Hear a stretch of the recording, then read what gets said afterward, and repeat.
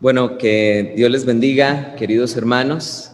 Qué bueno es que podamos estar acá hoy para estudiar la palabra del Señor. Yo quiero dar gracias a Dios primero que todo, porque qué importante es que nosotros aprendamos a dar gracias. Una de las enseñanzas de Jesús, de sus grandes enseñanzas, fue que nosotros aprendamos a dar gracias.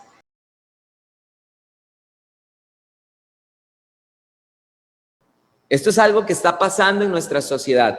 Cada día los niños jóvenes, cada día tienen menos hijos y nuestra población está envejeciendo. Es por eso que si una persona quisiera estudiar alguna carrera que realmente le deje ingresos o que usted vaya a tener trabajo, una carrera del futuro es geriatría. Todo lo que es estudiar geriatría, una especialidad en psicología en geriatría o medicina, una especialidad en geriatría, es una carrera que tiene bastante oferta precisamente porque nuestra población cada vez se está haciendo más vieja en Costa Rica, Canadá y Europa, no sé el resto de los países por lo menos. Por otro lado, vean ustedes qué interesante esto, también estamos en un momento donde la Organización Mundial de la Salud, la OMS, ha declarado que estamos en un tiempo de pandemia, pero no crean que les estoy hablando del COVID. Estoy hablando precisamente de la pandemia por las enfermedades mentales. Este es el siglo de las enfermedades mentales según la Organización Mundial de la Salud, donde aumentan los casos de esquizofrenia, donde aumentan los casos de paranoia, donde aumentan los casos de cuadros psicóticos, el trastorno bipolar y todas las enfermedades mentales que ustedes se puedan imaginar. Hay un aumento desmedido de enfermedades mentales a nivel mundial. Pero una de las cosas que también es innegable que está ocurriendo en nuestra sociedad es la destrucción de las familias. Y precisamente por eso es que yo quiero predicar hoy acerca de la familia. Miren, es importantísimo que nosotros hablemos de la familia. Escúchenme bien esto. Cuando nosotros vemos que un país, estamos viendo que las familias están siendo atacadas, están siendo destruidas, es un síntoma innegable de que nuestro país está bajo la influencia de Satanás. ¿Por qué razón? Porque el Dios de la Biblia ama las familias. El Dios de la Biblia, vamos a ver que los pactos que hizo con Abraham tenían que ver con la restauración, con la salvación y la sanidad de las familias. Por eso es que no les quepa la menor duda cuando les digo esto. Satanás odia profundamente mi familia y odia profundamente tu familia. Y se va a valer de cualquier cosa para que tu familia sea destruida. De esto no nos cabe la menor duda. Vean qué interesante esto. Yo quiero explicarles por qué razón es que Dios ama a las familias. Lo primero que nosotros tenemos que aprender de Dios es quitarnos esa idea de que Dios es unipersonal. ¿Qué significa esto? Unipersonal significa que Dios no es una sola persona. ¿Me están entendiendo lo que les estoy diciendo? Dios es 3 personas. Y esta es una imagen extraña que siempre hemos tenido de Dios. ¿Por qué razón? Porque siempre nos hemos imaginado a Dios sentado en un trono, Él allá solo, los ángeles adorándole. Pónganse a pensar esto. ¿Qué hacía Dios antes de haber creado la primera cosa? Porque la Biblia nos enseña que hay 2 mundos, el visible y el invisible. Y la Biblia nos enseña que del mundo invisible Dios creó el mundo visible. O sea, que el primer mundo que existió, el primer universo que existió fue el invisible. Pero aún antes de que Dios creara la primera cosa dentro del mundo invisible, había una eternidad donde Dios no creó nada. ¿Me estoy dando a entender? Nada. No había no habían ángeles, no había tercer cielo, no había nada, estaba solo Dios. ¿Qué hacía Dios antes de haber creado la primera cosa? Muy sencillo, Él vivió en eterna comunión con Él mismo. El Padre, el Hijo y el Espíritu Santo vivieron en eterna relación con ellos mismos. Dios es una familia y por esta razón Dios ama las familias. Vean lo que dice la Biblia en Génesis capítulo número 12, versículo 1 en adelante. Génesis capítulo 12, versículo 1 en adelante. Voy a leer la Biblia. Dice: ahora bien, Adonai había dicho a Abraham: sal de tu tierra y de tu parentela y de la casa de tu padre a la tierra que te muestre. Versículo 2. Y haré de ti una nación grande y te bendeciré en gran manera y haré engrandecer tu nombre y serás bendición. Verso 3. Bendeciré a los que te bendigan y maldeciré al que te maldiga. Y en ti serán benditas todas las naciones de la tierra. Este es el corazón de Dios. Dios hizo un pacto con Abraham y le dijo Dios a Abraham: ¿sabes una cosa, Abraham?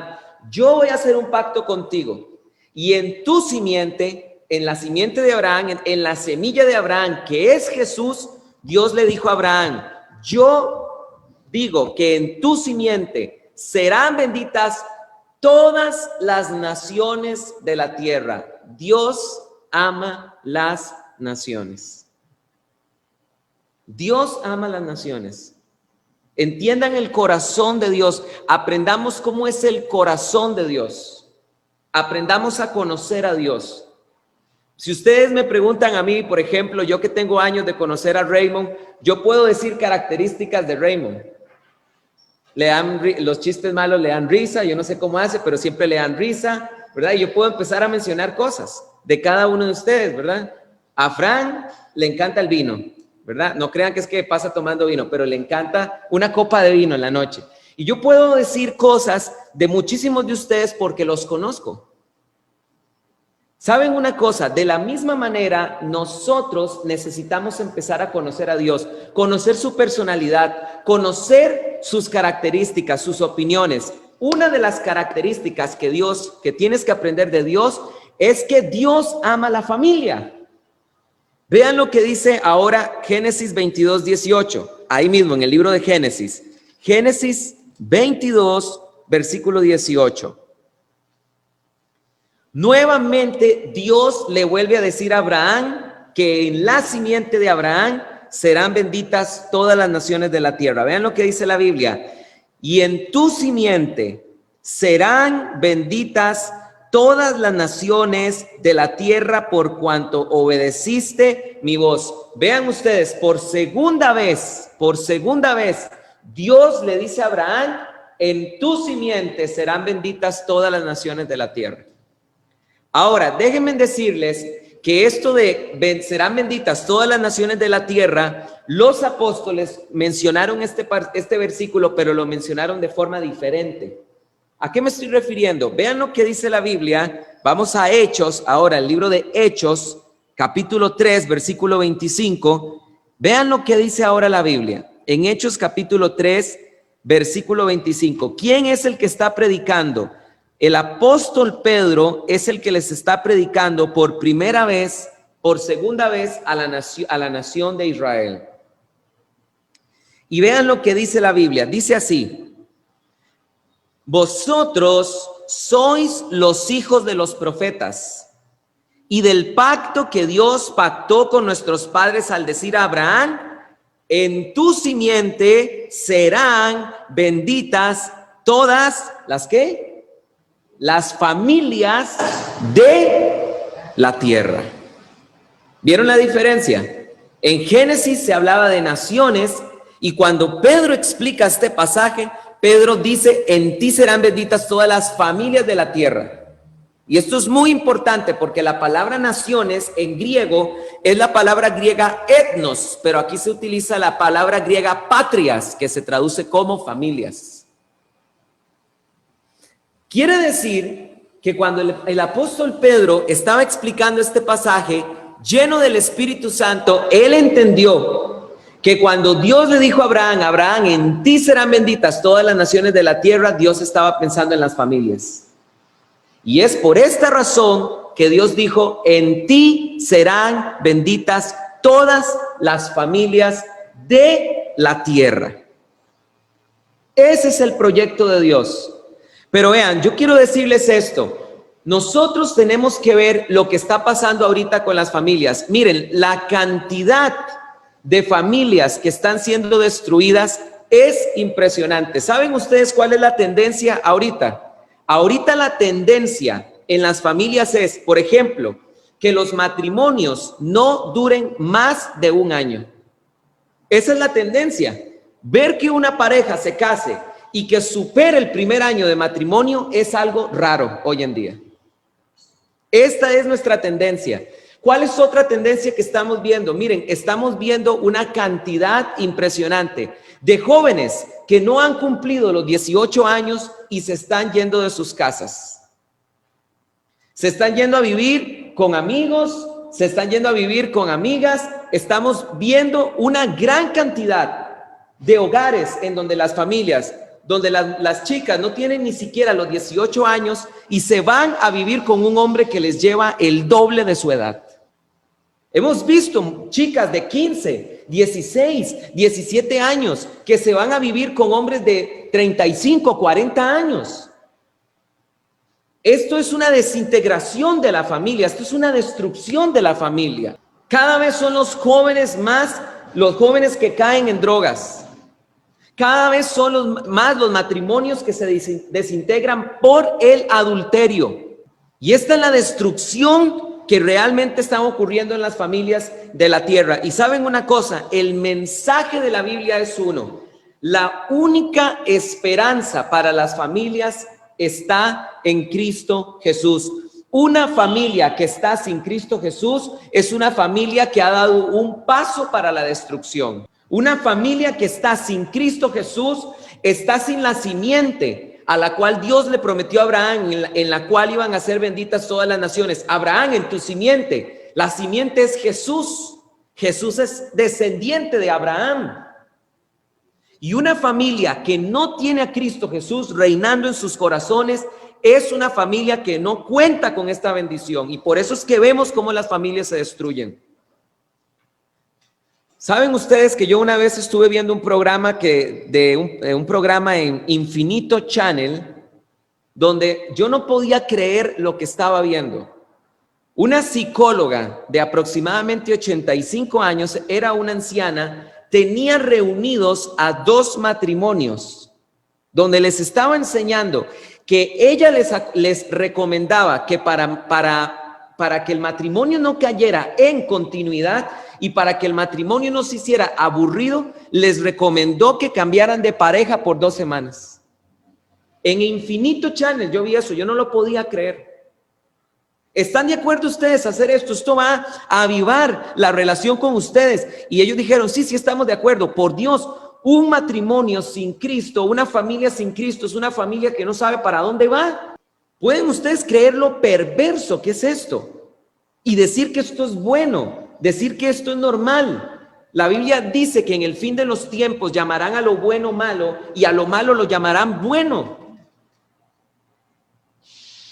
Por Dios, o sea, nosotros necesitamos entender lo que Dios nos enseña acerca de la Biblia. Pueden existir muchísimos libros escritos de la familia, escritos por pastores, escritos por psiquiatras, escritos por psicólogos, escritos por enfoque a la familia, por lo que ustedes quieran, pero nunca un libro podrá superar lo que la Biblia enseña acerca de la familia. Nunca.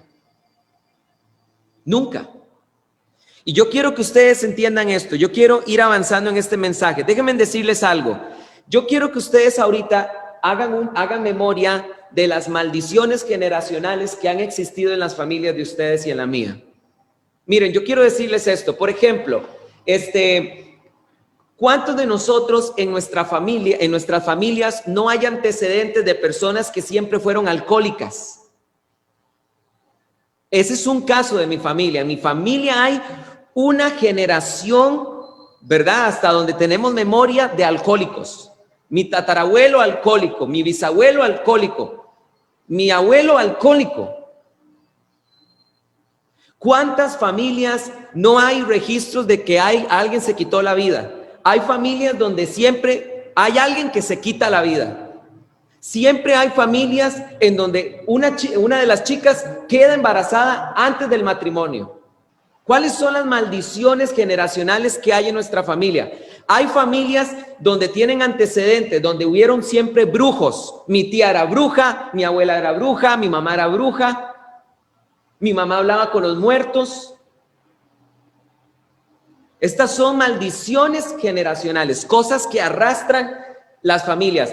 Hay familias que tienen 6, 7 generaciones de vivir en pobreza. Sus tatarabuelos fueron pobres, sus abuelos fueron pobres, sus padres son pobres y los hijos son pobres. Y todas estas maldiciones generacionales que se transmiten por demonios de generación a generación, el único que tiene poder para romper estas maldiciones generacionales es Jesucristo. Él es el único que tiene el poder para librar a una familia de las maldiciones generacionales que le acechan. Y yo quiero decirles esto. Yo quiero que ustedes piensen un momento en esto en su familia. Porque yo les quiero decir que Dios hace milagros en sus familias. Dios hace milagros en sus familias. Y yo quiero testificar de 2 milagros que yo he visto recientemente. Es bueno que nosotros testifiquemos acerca de los milagros, porque cuando escuchamos de que Dios hace milagros, eso aviva nuestra fe para que nosotros creamos que Dios también puede hacer un milagro para nosotros. Yo quiero hablarles de uno hace 2 semanas. Hace unas semanas, Juan José nos estuvo escribiendo en el grupo de jóvenes mayores que por favor oráramos por él, porque él se sentía muy mal de la espalda. Por favor oren por mí, me siento mal, casi que no puedo trabajar. Luego se inyectó, si no me equivoco, ¿verdad? O tomó unas pastillas, ¿verdad? Pastillas desinflamatorias y no seguía bien. Total que un viernes de estos, él tenía que venir al culto de jóvenes mayores y me escribió y me dijo, no sé si voy a poder venir porque me siento muy mal de la espalda. Él se sentó aquí a la par mía. Y yo veía donde él se movía de una forma y verdad, y yo lo veía a él sufriendo con su dolor de espalda. Cuando el culto de jóvenes terminó, habían bastantes jóvenes en el Zoom, en la pantalla que pusimos acá. Yo les dije a los jóvenes que oráramos por él. Y entonces él pasó y oramos por él, y yo oré por él, y todos los jóvenes estábamos orando, los que estábamos aquí presentes, los que estaban por el Zoom, todos estábamos orando por él, y yo puse la mano en la espalda de él orando, y pasó algo impresionante que yo nunca había experimentado. De repente sentí un calambre fuertísimo en el brazo y se me durmió, y me agarró un dolor en el brazo como por 1 minuto horrible. Yo no dije nada, ¿verdad? ¿verdad? Uno está orando por una sanidad y que uno sienta que el brazo se le duerme, está como raro, ¿verdad? Como, ay, mira, ahora oren por mí porque se me durmió el brazo y no lo aguanto, ¿verdad? Está raro, ¿verdad? Bueno, total que él cuenta que cuando él se sentó ya no tenía el dolor de espalda. Lo que pasa es que no lo dijo en el momento, sino que a la semana siguiente estábamos orando, estábamos comiendo después del culto y empezó a contar. Era el momento de decir, Dios es una sanidad, aleluya, ¿verdad? Por lo menos yo me hubiera quedado tranquilo con el dolor de brazo. Es interesante que los evangelios enseñan que cuando Jesús, dice la Biblia que llegó una mujer, ¿han leído ustedes la historia de una mujer que tenía un flujo de sangre? Dice la Biblia que una mujer tocó el borde de Jesús y a Jesús lo estaban apretujando, ¿verdad? Era Jesús como, ¿verdad? Una celebridad completa, ¿verdad? Y lo estaban aquí, ¿verdad? Apretujando. Dios guarde, hubiera tenido Facebook Jesús en ese tiempo, ¿verdad? Y dice la Biblia que de repente se vuelve él y dice, ¿quién me ha tocado? Y se vuelven los discípulos y le dicen, ¿ves que la gente te está apretujando? Y tú dices, ¿quién me ha tocado? Alguien me ha tocado porque he sentido poder que ha salido dentro de mí. Y dice la Biblia que la mujer, viendo que ya no podía ocultar lo que había hecho, llegó y le dijo al Señor que en el momento que tocó su manto, el flujo de sangre cesó. Dios sigue haciendo milagros. Dios hizo milagros en el pasado. Dios hace milagros en el presente y Dios hará milagros en el futuro porque Él es inmutable. Él no cambia. Y yo quiero testificar acerca de un milagro que Dios hizo en mi familia. Miren, los que conocen a mi abuelito, yo un día de estos estaba acostado en mi cama y el Señor me habló y yo tengo que hablar con mi abuelito y mi abuelita tiene 96 años, mi abuelita. Mi abuelito tiene 90 años. Y los que conocen mi familia y los que conocen a mi abuelito Oscar sabrán que mi abuelito toda su vida fue un alcohólico, pero de los más bravos aquí de Tibás. De los más bravos de aquí de Tibás. Miren, mi abuelito, el que conoce a mi abuelito, yo estoy seguro que más de una vez lo encontró tirado en las calles.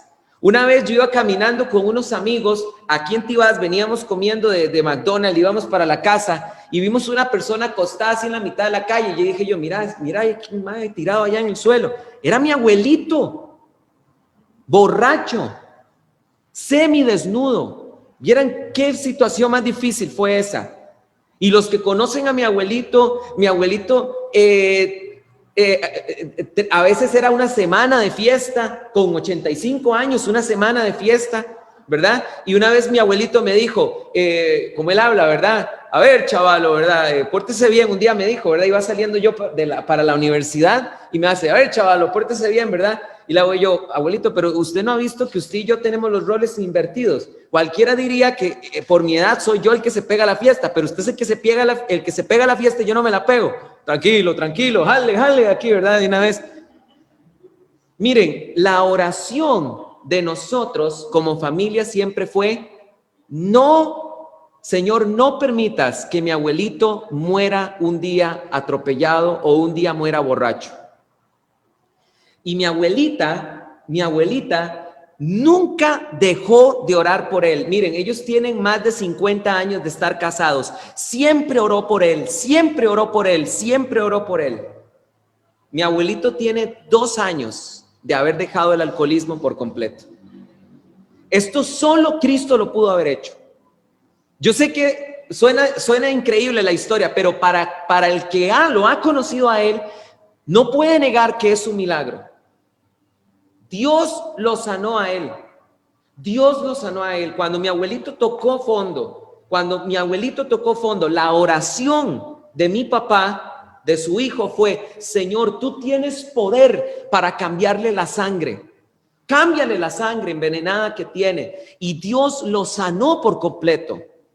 Mi abuelito no podía ir a San José porque mi abuelito se iba a los peores bares de la zona roja.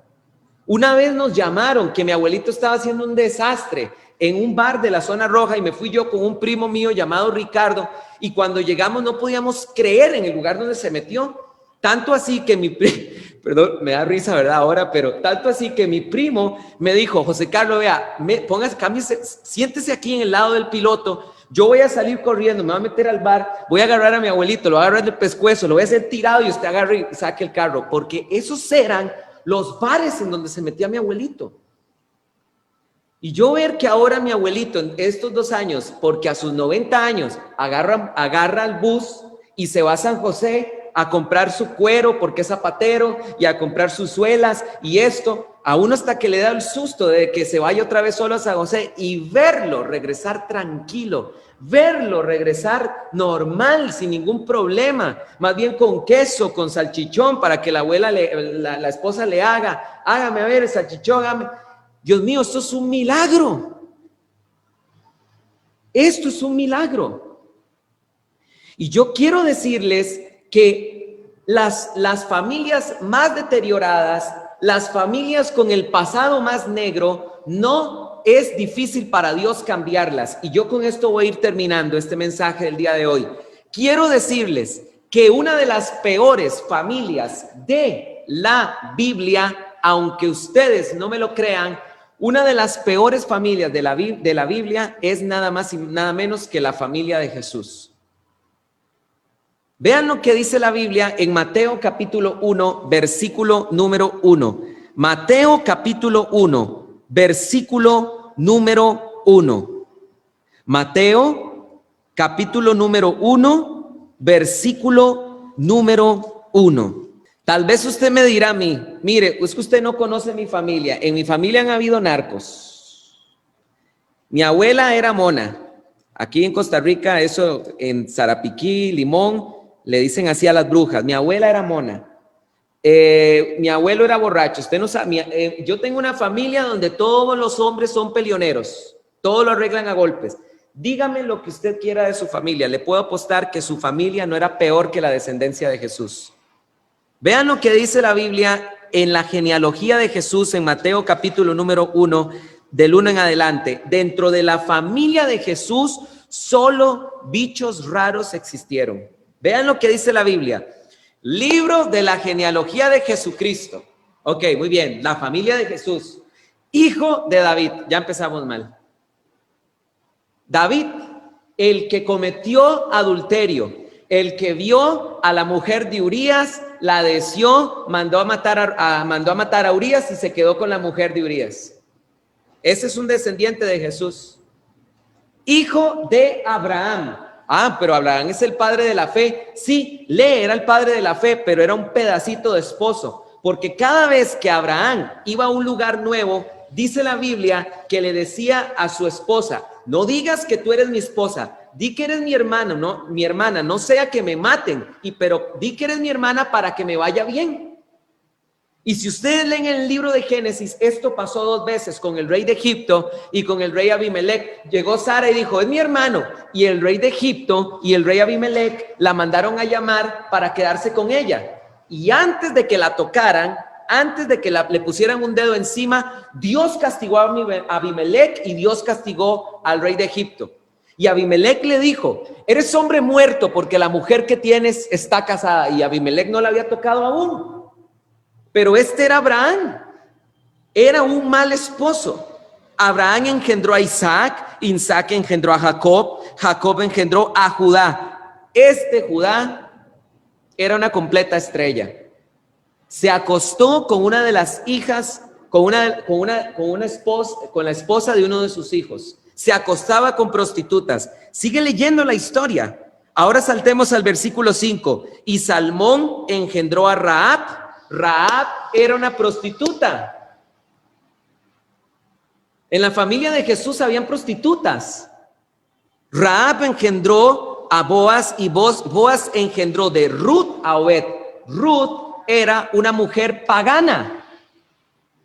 Y si ustedes leen el versículo número 10, dice: y Ezequías engendró a Manasés. Y este Manasés fue el que se ganó el mejor premio, porque este Manasés, bíblicamente hablando, la Biblia nos enseña que sacrificó a sus hijos recién nacidos en el fuego. Óigame, quemó a sus hijos recién nacidos en el fuego. Ofreció sus hijos a Moloc.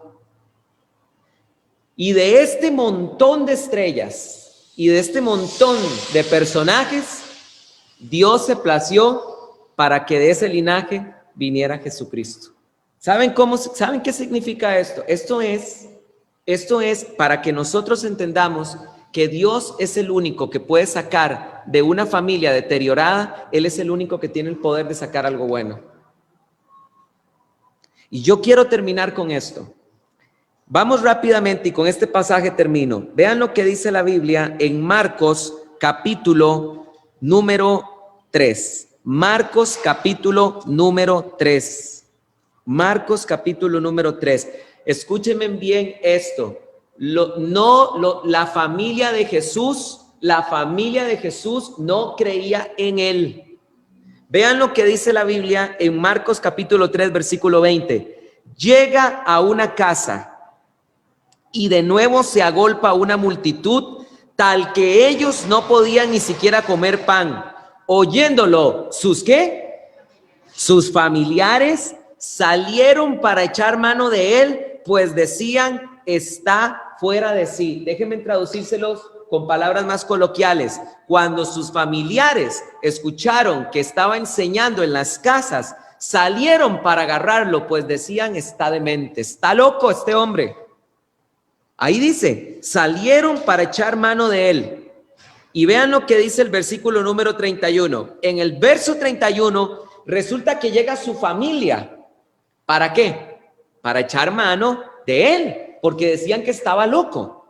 Entonces en el versículo 31 dice la Biblia: y llegan su madre y sus hermanos y quedándose fuera, lo enviaron a llamar. Y una multitud sentada a su alrededor le dicen, mira, tu madre, tus hermanos te buscan afuera. Y respondiéndoles les dice, ¿quién es mi madre y quién es mis hermanos?